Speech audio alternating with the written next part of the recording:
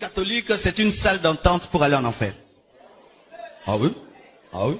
Mettez ça sur internet, je l'ai dit. L'église de la compassion, c'est l'enfer. Notez ça, mettez ça sur internet, partagez. L'église de la compassion, dirigée par un psychotique, c'est l'enfer des psychotiques. Nous au moins nous sommes dans la salle d'attente, donc nous pouvons partir. Quelqu'un peut dire, ah, je me convertis et je quitte cet enfer. Quelqu'un peut dire, mais vous êtes en enfer. Il n'y a plus de point de non-retour. L'église catholique, c'est une salle d'entente pour aller en enfer. Ah oui? Ah oui? Mettez ça sur internet, je l'ai dit. Sont complexés pour rien. Les catholiques parfois sont complexés pour rien. Catholique, quand tu entends un pasteur parler avec morgue, avec suffisance, avec orgueil, prends seulement ses autres enseignements qu'il prêche dans son église et tu verras qu'il y a des péchés qu'il condamne auprès des siens et que toi peut-être tu ne commets pas. Tu peux avoir seulement l'illusion que, ah, comme tel pasteur a dit que l'église catholique est la salle d'attente de l'enfer, donc chez lui c'est parfait. Non! Nous connaissons les gens qui prient là-bas. Nous les côtoyons. Ils ne sont pas tous saints.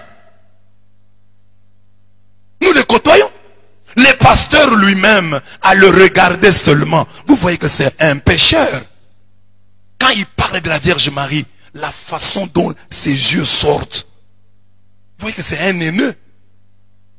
C'est de la haine. Mais si quelqu'un a de la haine envers la Vierge Marie, qui est la maman qui lui a donné Jésus, tu attends qu'il dise du bien de l'église catholique. Vous attendez vraiment qu'il... Et puis vous dites, non, je suis déçu. Déçu par quoi? Quelqu'un qui a déjà parlé mal de la mère de Dieu, qu'il parle mal de l'église, qui est composée de pécheurs comme toi et moi. Comment tu peux t'étonner? La Vierge pure, la pleine de grâce, il en parle avec légèreté. Celle que l'ange est venu saluer, celle que l'ange a appelée, comblée de grâce. La suite de la bande, il critique la certitude de l'ange à la Vierge Marie en prière. C'est ça la critique. C'est ça qui fait de l'église la salle d'attente de l'enfer. Parce que dans l'église catholique, on dit, je vous salue Marie, pleine de grâce, le Seigneur est avec vous. Parce qu'on répète des paroles de la Bible. Donc, quelqu'un qui répéterait un psaume serait donc dans l'enfer. Je prie avec les paroles de la Bible. Parce que ce sont les paroles de la Bible. Je vous salue Marie. Je vous salue comblé de grâce. Le Seigneur est avec toi. Tu es béni entre deux. Ce sont des paroles de la Bible. Ce sont des paroles inspirées. Et lui dit, parce que nous les catholiques, nous répétons ces paroles, nous sommes... Et les catholiques s'en inquiètent. Et ils sont inquiets.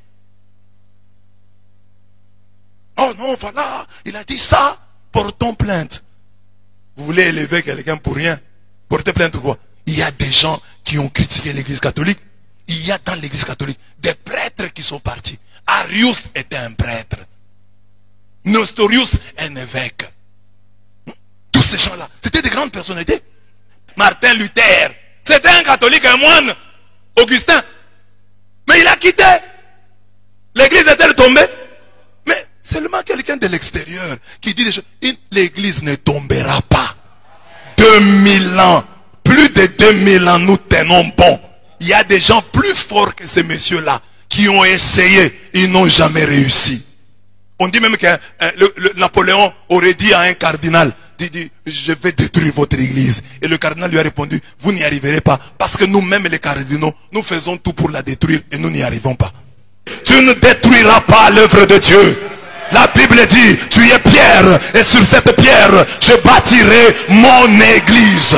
Mon église. Pas l'église de la compassion. Parce que l'église de la compassion, tout le monde sait que c'est l'église de tel. Mais l'église catholique appartient à qui? Appartient à qui? Mais vous savez que cette église-là n'a pas d'avenir. Si ce monsieur-là meurt, il y aura division. Il y aura compassion 1, compassion 2, compassion 3, compassion 4, 5, 6, 7, 8 et 20. Mais l'église catholique, le pape François peut mourir. L'église catholique sera là. Une sainte, catholique et apostolique. Nous vous donnons le temps. Les branhamistes sont venus ici. Ils ont fait beaucoup de bruit. Aujourd'hui, où sont-ils? Ils l'ont fermé. Ils l'ont fermé. Parce qu'il y a autant de branhamisme qu'il y a des cheveux sur ma tête. Non, c'est pas sur ma tête, parce que moi, j'en ai perdu. Sur la tête d'un jeune de 12 ans. Amen. Ceux-ci disent, Branham est un ange. Ceux-ci, Branham est un Dieu. Ils sont venus ici parler.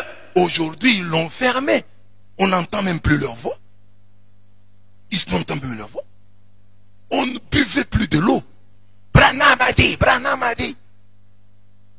Aujourd'hui, il y a un autre, un ancien branhamiste, qui est devenu lui-même prophète. Kakou Philippe. Il dit que c'est lui maintenant. C'est plus Branham. Baruch, il dit que... Oh bon, enfin, je le cite. Je ne voulais pas citer les gens, mais je le cite. Baruch, il dit qu'il y a un ciel en Lingala et c'est lui le responsable. Du ciel en Lingala.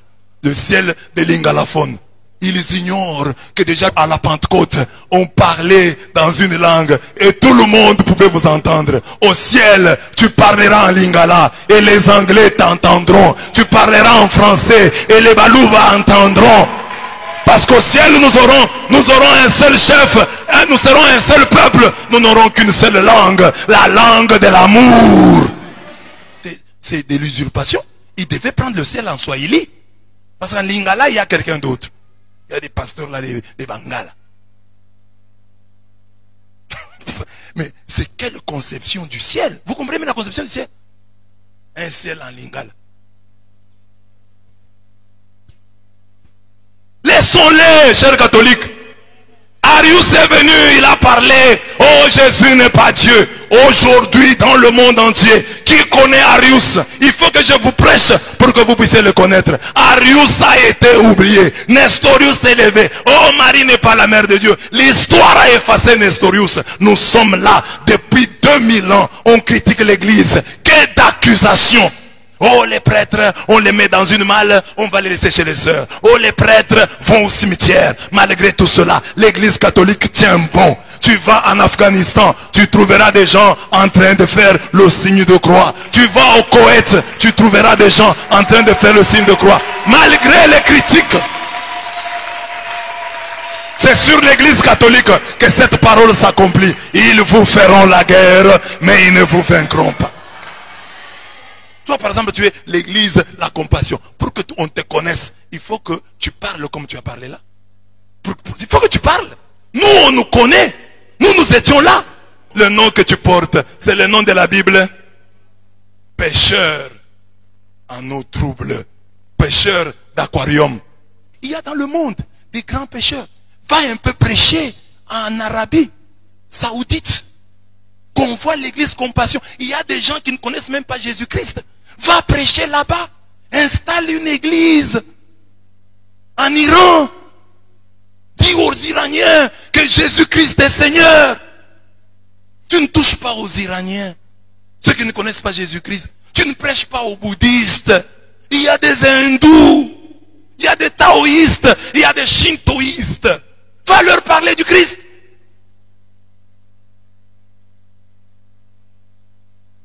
On ne t'a jamais entendu parler des shintoïstes et des bouddhistes et des taoïstes et des hindous.